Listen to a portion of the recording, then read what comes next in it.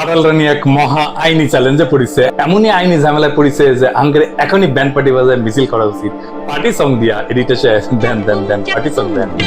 ঘটনা কি হয়েছে, 2019 সালে ইংল্যান্ডের স্বরাষ্ট্র দপ্তর জঙ্গিবাদ এবং ইসলামিজম নিয়ে একটা রিপোর্ট প্রকাশ করে, মূলত অনলাইনে। সেখানকার একটা ফুটনোটে নিচে চৌধুরী মঈনুদ্দিনের নাম উল্লেখ করে বলা হয় যে তার বিরুদ্ধে বাংলাদেশের আইসিটির একটা রায়ও আছে। চৌধুরী মঈনুদ্দিন কে ছিলেন? উনি ছিলেন ইসলামী ছাত্র সংঘের নেতা, জামাতের নেতা কিন্তু না। উনি জামাত করেননি কখনো, এখনো করেন না।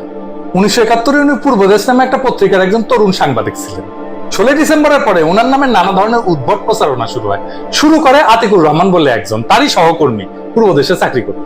সেই সময় উইসান্টের মতো ঘটনা ঘটতেছিল, মানে ডাইনি শিকার যে কোনো যুদ্ধাবস্থায় এভাবে প্রতিপক্ষকে ঘায়াল করা হয়েছে। ইতিহাসের ন্যারেটিভে বলা হয় উইসান্ট।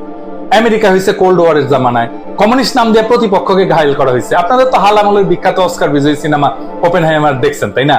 ওপেনহাইমারকে কমিউনিস্ট বলে খেদানো হয়েছিল, যে পারমাণবিক বোম বানাইলো তারে খেদানো হইলো। চার্লি চ্যাপলিনকে খেদানো হয়েছিল আমেরিকা থেকে। আওয়ামী লীগ যখন জয় বাংলা হবে না, তখন দেখবেন আওয়ামী লীগ নাম দিয়া নিরীহ মানুষকে কেমন হয়রানি করার চেষ্টা করে কিছু মানুষ। ওরা তখন আমাদের চাইতে বড় অ্যান্টিফেসিস্ট হয়ে যাবে। যাই হোক, চৌধুরী মঈনুদ্দিনকে এই আতিকুর রহমান বলছিল অপারেশন ইনচার্জ। কিভাবে? Chaudhry Moinuddin was the operation in charge of Al-Badr in Dhaka city. দেখেন কেমন নিউজ ছাপা হয়েছিল, নরঘাতককে ধরিয়া দিন। এটা কিন্তু ওই আতিকুর রহমানের করা নিউজ। উনি পুরো 71 টাইমে করলেন সাংবাদিকতা, আর উনি জামাত করতেন না সেই সময়, রিজাইন করছিলেন জামাত থেকে। উনি কেন নরঘাতক হইলেন? আতিকুর রহমান আজাদের সাংবাদিককে বলছিল যে উনি নাকি তার কাছে তার ঠিকানা জানতে চাইছি, আর চৌধুরী মঈনুদ্দিন আল-বদর নিয়ে নাকি স্কুপ নিউজ। এটা তার দোষ, এটা হইতেছে অভিযোগ। শুনেন। Moinuddin had asked for his address. He asked the number of my residence. Immediately, it cropped in my mind I should not give him the actual number of my residence, because of that fear that he has already become involved in Al-Badr politics.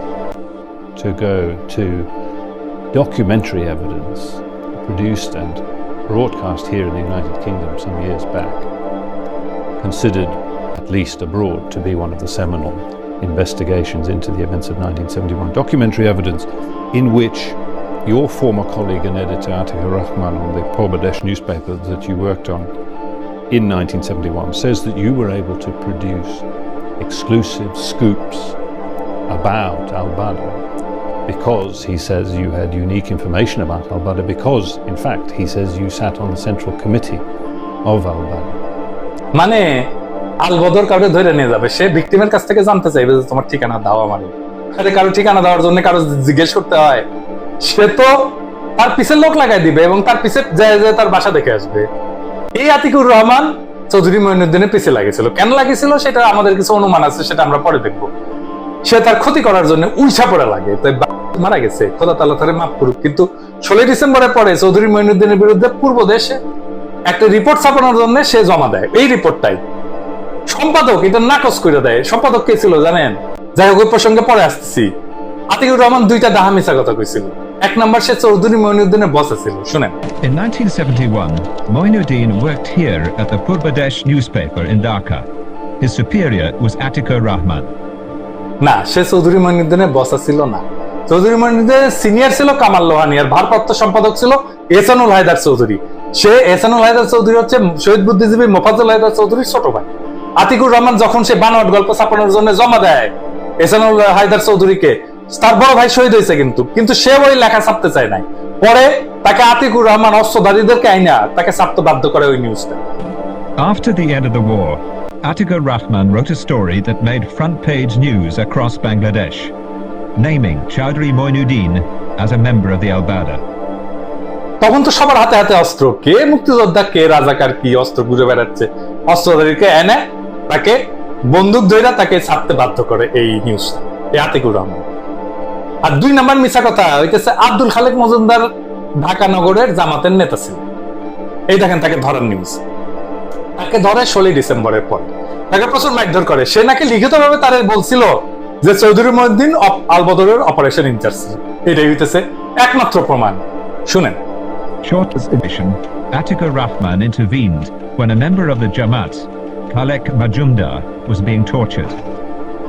I asked the freedom fighters who were there, not to torture him anymore, but to hand him over to police. And then he disclosed that he was not involved in killing, but Chaudhry Moinuddin was the operation in charge of Al-Badr in Dhaka city. Although Majumdar was found guilty of abducting a senior journalist, his conviction was later overturned on appeal. But despite the circumstances of his detention, Atikur Rahman remains convinced that the evidence Majumdar gave about Moinuddin is reliable. He always claimed that Chaudhry Moinuddin was the operation in charge of Al-Badr in Dhaka. Then I asked him whether he can give a written statement. He agreed. He said, yes, why not? I'm not afraid. I can give it because I know it very well. মিশা কথা। খালেক মজুমদারের jail হয় মুজিবের আমলে, তার trial হয়, বিচার হয়। সে ট্রায়ালের কোথাও এমনকি পুলিশের কাছেও সে চৌধুরী মইনুদ্দিনের নাম বলে। তার এফিডেভিট করা লিখিত স্বীকারোক্তি আছে। দেখছেন কেমন জাউরা। লন্ডনের চ্যানেল 4 একটা ডকুমেন্টারি করেছিল চৌধুরী মইনুদ্দিনকে নিয়ে। আমাদের বন্ধু ডেভিড বার্গম্যান চৌধুরী মইনুদ্দিনের সিনিয়র কামাল লোহানীর সাক্ষাৎকার নিয়েছিল। সেখানে কামাল লোহানীকে নানাভাবে ঘুরে পেঁচায় প্রশ্ন করা হয়েছিল, মানে ডেভিড বার্গম্যানই করছিল যে চৌধুরী মইনুদ্দিন কি বুদ্ধিজীবী হত্যায় জড়িত ছিল। কামাল লোহানী এই অভিযোগ অস্বীকার করছিল এবং চৌধুরী মইনুদ্দিনের প্রশংসা করছেন। অবাক ব্যাপার হচ্ছে যে সেই অংশটা চ্যানেল 4 যখন ডকুমেন্টারি করে, পাবলিশ করে, প্রচার করে, ওই অংশটা বাদ দিয়ে দেয়। এখন প্রশ্ন উঠতে পারে যে আমি এটা কেমনে জানলাম যে অংশটা বাদ দিচ্ছে? এটা রেকর্ড করছিল কিন্তু বাদ দিচ্ছে, কেমনে জানলাম? চ্যানেল 4 এর বিরুদ্ধে চৌধুরী মইনুদ্দিন লন্ডনে মামলা করছে। তখন আদালত চ্যানেল 4 কে আদেশ দেয় ওই ডকুমেন্টারির আনএডিটেড পুরো ফুটেজটা বাদী পক্ষকে দিতে হবে। ওরা দেয়। ওইখানে ওনারা কামাল লোহানীর ওই বক্তব্যটা দেখতে পান, শুনতে পান। চৌধুরী মইনুদ্দিন বিডি নিউজ 24 এই সাক্ষাৎকার দিয়েছিলেন 2013 সালে। এখন এটা সরাই ফেলছে ওইখান থেকে, বিডি নিউজ থেকে। কামাল লোহানী তখনও বেঁচে আছেন। সেখানে তিনি মানে চৌধুরী মইনুদ্দিন এই বিষয়ে বিস্তারিত বলছেন। এখন প্রশ্ন হইলো যে চৌধুরী মইনুদ্দিনের বিরুদ্ধে কিছু লোক কেন আদা জল খেয়াল আছে? বলা মুশকিল। আতিকুর রহমানের একটা প্রফেশনাল জেলাসি ছিল। আতিকুর রহমান পরে পূর্বদেশ পত্রিকাটা কিন্তু খায়া দেয়। সে মালিক হয়, সম্পাদক হয়, হইতেই পারে চৌধুরী মইনুদ্দিনকে সে কম্পিটিটর বলে মনে করছিল। আরেকটা কারণ হচ্ছে যে 1971 কম হোক বেশি হোক মানুষ তো মারা গেছে দুই পক্ষেই, অগ্নিসংযোগ হয়েছে, ধর্ষণ হয়েছে দুই পক্ষেই। মানুষের একটা ক্ষোভের বই প্রকাশ তো লাগবে। যারা অত্যাচার করছে তারা তো মুজিবের প্রশাসনে ঢুকে গেছে। ধরেন এই যে আওয়ামী লীগের আমলে অত্যাচার হইতেছে, আওয়ামী লীগেরা করতেছে, এটা ঠিক, কিন্তু মূল কাজ করতেছে কে? পুলিশ করতেছে, র্যাব করতেছে, ডিবি করতেছে, প্রশাসন করতেছে, তাই না? আওয়ামী লীগ জয় বাংলা হইলে দেখবেন যে পুলিশ, র্যাব নিরীহ আওয়ামী লীগারদের ধৈরা বাম্বু দিবে, অতি উৎসাহী হইয়া বাম্বু দিবে, বাম্বু দিয়ে ছবি তুলবে আর ভিডিও করে পাঠাবে হানকারের কাছে। কইবে যে দাদা দেখেন হিংসা করে সাইজ করেছি, ঠিক আছে না, আরো কিছু করবো, আরো কিছু করা লাগবে। মানে নিজে বাঁচার জন্য সে বলির পাঠা খুঁজবে। মুজিবের প্রশাসনে ঢুকিছিল রাজাকারেরা এবং যারা অত্যাচার করছিল পাক বাহিনীর হইয়া, তার কেমনে এটা শুনে অবাক হইলেন? হ্যাঁ, তাইলে ইতিহাস বলি। ইয়াহিয়া খান শেখ মুজিবের বিরুদ্ধে যে মামলা ট্রায়াল শুরু করছিল, মানে শেখ মুজিবকে ফাঁসি দেওয়ার জন্য, সেই মামলায় শেখ মুজিবের বিরুদ্ধে সাক্ষী ছিল হচ্ছে করাচির ডন পত্রিকার ঢাকার প্রতিনিধি মাহবুবুল আলম। শেখ মুজিব প্রধানমন্ত্রী হইয়া মাহবুবুল আলমকে নিজের প্রেস সেক্রেটারি করছিল। হ্যাঁ, অবাক হইলেন? অবাক হইলেন না, আরো আছে। 71 সালে ঢাকার এপিপি অফিসের জেনারেল ম্যানেজার ছিল আবুল হাশিম। সে শেখ মুজিবের জনসংযোগ অফিসার হয় মুক্তিযুদ্ধের পরে। সিএসপি রফিকুল্লাহ যে পাক বাহিনীর পক্ষে কাজ করে গেছে, তারে শেখ মুজিব তার সেক্রেটারি বানায়। কুখ্যাত খনি জেনারেল টিক্কা খানের পিএস অনু ইসলাম গণভবনে চাকরি দেয় শেখ মুজিব। মোনাম খানের এডিসি ব্রিগেডিয়ার মশরুল ছিল, শেখ মুজিব তাকে নিজের এডিসি বানায়। হ্যাঁ, পাকিস্তান আমলে তাজউদ্দিন আহমেদের উপরে নজরদারির জন্য একটা টিম ছিল 303 নামে। ওই 303 টিমের সদস্য সিএসপি মতিউল ইসলামকে বসানো হয়েছিল অর্থ সচিব কইরা। ওই সময় 71-এ পাক বাহিনীর সাথে ঢাকা সিটির পুলিশের এসপি হিসেবে সমস্ত অত্যাচার করছে, পাকিস্তান সরকারের চাকরি করছে। ইয়ে চৌধুরী স্বাধীনতার পর প্রমোশন পায় ডিআইজি হয় এবং গোয়েন্দা বিভাগ প্রধানের দায়িত্ব পালন করে। মানে হারুন এখন যে পোস্টে আছে সেই পোস্টে দেয়। আগরতলা মামলার মিথ্যা সাক্ষী তৈরি করছিল পুলিশ অফিসার এবিএস সবদার। সে হইল শেখ মুজিবের গোয়েন্দা প্রধান। Lieutenant colonel AKM Rahman Pakistan আর্মির সামরিক আদালতের বিচারক ছিল। সেই বাংলাদেশ সেনাবাহিনীর সরবরাহ বিভাগের প্রধানের দায়িত্ব পায়। মুক্তিযুদ্ধের সময় রাজাকার বাহিনীর উপপ্রধান ছিল, রাজাকারটা একটা প্যারামিলিটারি ছিল, তাই না? রাজাকার বাহিনীর উপপ্রধান ছিল লেফটেন্যান্ট কর্নেল ফিরোজ সালাউদ্দিন। সে রাজাকার বাহিনীর চিফ রিক্রুটিং অফিসার ছিল, সব রাজাকারদের থেকে সে রিক্রুট করছে। স্বাধীন বাংলাদেশে সে রাষ্ট্রপতি মানে শেখ মুজিবের রাষ্ট্রপতির সামরিক সচিব পদে তাকে পদায়ন করা হয়। শেখ মুজিব সরকারের সেনা পুলিশ প্রধান হয়েছিল ক্যাপ্টেন হাকিম। মুক্তিযুদ্ধের সময় সে পাকিস্তান আর্মির ৭১ ফিল্ড রেজিমেন্টের ট্রানজিট ক্যাপ্টেন হিসেবে মুক্তিযোদ্ধাদের বিরুদ্ধে সরাসরি অপারেশন করছে আখাউড়াতে, তেলিয়াপাড়াতে, এবং এই জায়গায় প্রচুর মুক্তিযোদ্ধা শহীদ হয়েছে তার অপারেশনে। মুক্তিযুদ্ধের সময় পাকিস্তান আর্মির গোলা বারুদ সরবরাহের দায়িত্বে থাকা পাকিস্তান আর্মির অর্ডিন্যান্স কোরের অফিসার লেফটেন্যান্ট মোদাব্বের এবং লেফটেন্যান্ট ফরিদ স্বাধীন বাংলাদেশের পুলিশের ডিআইজি হয়। এয়ার কমোডর আমিনুল ইসলাম মুক্তিযুদ্ধের সময় পাকিস্তান গোয়েন্দা সংস্থা আইএসআই ঢাকার প্রধান ছিল। স্বাধীনতার পরে শেখ মুজিব তার প্রশাসনে সশস্ত্র বাহিনীর গোয়েন্দা প্রধান বানায় তারে, মানে ডিজিএফ এখন যেটা, তার প্রধান বানায়। রাজাকার আবদ্ধদের বিচার এবং দণ্ডাদেশ প্রদান করা হয়েছে যে কোর্টে, সেই কোর্টের হাকিম ছিল শান্তি বাহিনীর প্রধান। তার মানে বুঝেছেন তো, সোহরাওয়ার্দীর বডিগার্ডের সরকার ছিল রাজাকারের সরকার। এরাই ওই আতিকুর রহমানকে মদদ দিচ্ছে। এখন আসেন ওই মামলার প্রসঙ্গে আসি। ওই যে 2019 সালে যুক্তরাষ্ট্রের যে স্বরাষ্ট্র দপ্তরে জঙ্গিবাদ এবং ইসলামিজম নিয়ে যে রিপোর্টটা প্রকাশ করছে বলছিলাম না, সেই সময় ইংল্যান্ডের স্বরাষ্ট্রমন্ত্রী কে ছিল জানেন? প্রীতি জিন্টা। কি কই প্রীতি প্যাটেল, গুজরাটের মেয়ে। ওই মোদির 1 নাম্বার লেসপেন্সার। তাহলে বুঝছেন তো ওর কেন এত কুরকুরানি? তো কুরকুরানি তো ভালোই হয়েছে। কি ভালো হয়েছে সেটা একটু দেখেছি। চৌধুরী মহিউদ্দিনের দাবি ছিল যে রিপোর্টে তার রায়ের এই বিষয়টার উল্লেখ যে আছে, এটাও তার বিরুদ্ধে মানহানির শামিল। এবং উনি একটা আইনি নোটিশ পাঠায় স্বরাষ্ট্র দপ্তরকে। স্বরাষ্ট্র দপ্তর লিগাল নোটিশ পাইয়া ডর খেয়ে যায়, ফুটনোটটা সরাই ফেলে অনলাইন থেকে। তারপরেও উনি চৌধুরী মহিউদ্দিন যুক্তরাজ্য স্বরাষ্ট্র দপ্তরের বিরুদ্ধে যুক্তরাজ্যের হাইকোর্টে মানহানি মামলা দেয়।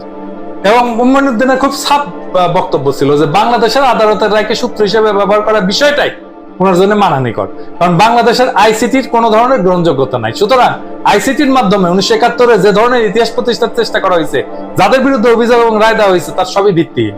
এর ফলে যুক্তরাজ্যের একজন সম্মানিত নাগরিক হিসেবে মহিউদ্দিনের মানবাধিকার এবং সম্মান পূর্ণ হয়েছে। অভিযোগগুলো ভালো করে চিন্তা করে দেখেন। আবার বিপরীত পক্ষ মানে স্বরাষ্ট্র দপ্তরের আইনজীবীরা এরা বলে যে অন্য একটা দেশের আদালতে ইতিমধ্যে চূড়ান্তভাবে নিষ্পত্তিকৃত একটা বিষয় পুনরায় উত্থাপন করে মহিউদ্দিন যেটা করার চেষ্টা করতেছেন তা হচ্ছে মূলত যুক্তরাজ্যের আইন ব্যবস্থার অপব্যবহার করতেছেন উনি। সুতরাং মহিউদ্দিনের মামলাটা খারিজ করে দেওয়া হোক, এটাই হইতেছে মামলার বিষয়টা, মানে যেটা খারিজ করা হবে নাকি হবে না।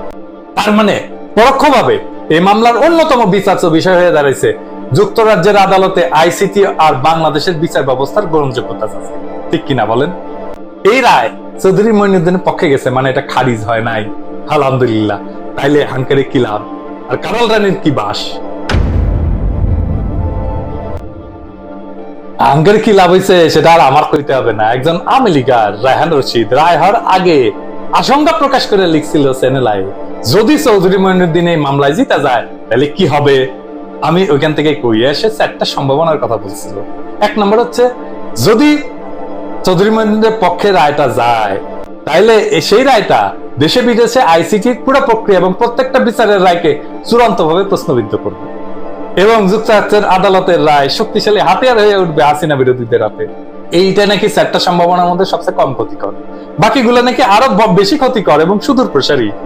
2 নম্বর কইছে, এই যে আইসিটির সমালোচনা, এটা পশ্চিমের গুরুত্বপূর্ণ আদালতের বদৌলতে এক ধরনের আইনি বৈধতার সিল পেয়ে যাবে। এই বিষয়টাকে তখন আইসিটির বিচারের দণ্ডপ্রাপ্ত সব আসামি ব্যবহার করতে পারবে এই জাতীয় কৌশলগত মানহানি মামলায়। উনি কইতেছে বর্তমানে যুক্তরাজ্যের আইন ব্যবস্থা এবং আদালত এমনিতেই এই জাতীয় মানহানি মামলার ক্ষেত্রে আকর্ষণীয় ফোরাম হইয়া উঠছে। সারা বিশ্বের অন্য সব ব্যবস্থার তুলনায় এই সুযোগটা ঢালাও ভাবে নেওয়ার সুযোগ তৈরি হবে তখন, মানে কইতেছে যুদ্ধাপরাধী পক্ষের দিক থেকে। এইভাবে 1971 প্রতিষ্ঠিত ইতিহাস একটু একটু কইরা বিকৃত হইতে থাকবে পরবর্তী প্রজন্মের কাছে। তৃতীয়ত ওই করছে, যদি চৌধুরী মহিউদ্দিন উতরে যাইতে পারে তাহলে 71 সংগঠিত যা যা অপরাধ হইছে তা নিয়া বর্তমান এবং ভবিষ্যতের সমস্ত ধরনের গবেষণা লেখালেখির কাজ উদ্যোগগুলো একটা বড় ধরনের প্রতিবন্ধকতার সম্মুখীন হবে। লেখক এবং গবেষকদের ওরে বাবা গবেষক তাদের কাজগুলো করতে হবে প্রত্যেক পদে পদে মানহানি মামলার খড়গ মাথায় নিয়ে। আমরা রাজনীতি করছি, অ্যাক্টিভিজম করছি, প্রত্যেক পদে পদে ডিজিটাল সিকিউরিটি অ্যাক্টের খড়গ মাথায় নিয়ে না। আইন বিষয়ে কইতেছে আইন বিষয়ে যাদের বিন্দুমাত্র ধারণা আছে তারা জানবেন কাউকে হয়রানি করতে বা আর্থিকভাবে সর্বশান্ত করতে মানহানি মামলার কোনো জুরি নাই। তার মানে আমাদের নামে ডিজিটাল সিকিউরিটি অ্যাক্টের মাধ্যমে মামলা দিত, এখন মামলা খাবেন নিজম মজুমদার ইউরোপে বসে। চতুর্থত ওই কইতেছে যে বাংলাদেশে গণহত্যার বৈশ্বিক সার্বজনীন স্বীকৃতি অর্জনের যে প্রজন্মব্যাপী আন্দোলন মাত্র শুরু হয়েছে, তার পুরোটাই একটা অনিশ্চিত ভবিষ্যতের সম্মুখীন হবে। এবার বুঝেছেন তো, কাপাকাপি শুরু হয়ে গেছে, কিন্তু এই নিয়ে আলাপ দেখেছেন কোনো? দেখেন, এমনকি জামাত এই নিয়ে কোনো কথা কইতেছে না। কিন্তু যার ব্যথা পাওয়ার কথা সে ঠিকই ঠিক করে পারিচ্ছে। এইটা মুক্তিযুদ্ধ চেতনা ইন্ডাস্ট্রির বিরুদ্ধে আমাদের একটা বড় ধরনের বিজয়। হাসিনাকে পরাস্ত করার জন্য দুইটা জিনিসকে পরাস্ত করতে হবে। এক নম্বর হইতেছে প্রগতিশীলতার বয়ান, আর একটা হইতেছে মুক্তিযুদ্ধ ইন্ডাস্ট্রির বয়ান।